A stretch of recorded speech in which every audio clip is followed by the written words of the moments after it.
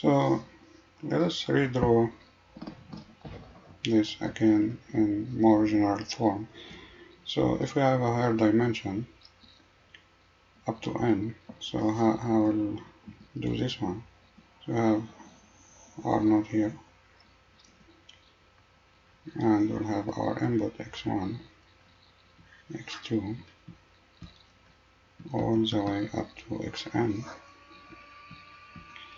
and we have the bias here,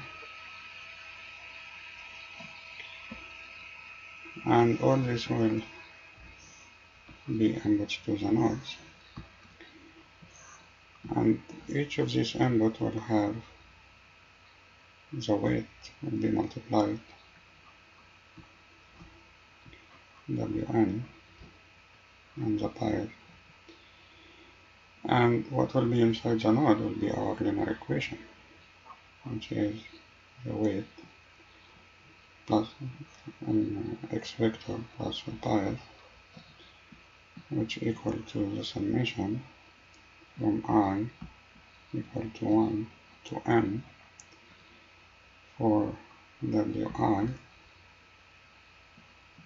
xi plus the bias.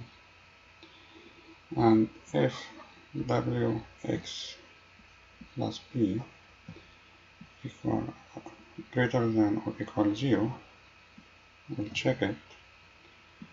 So if it is yes,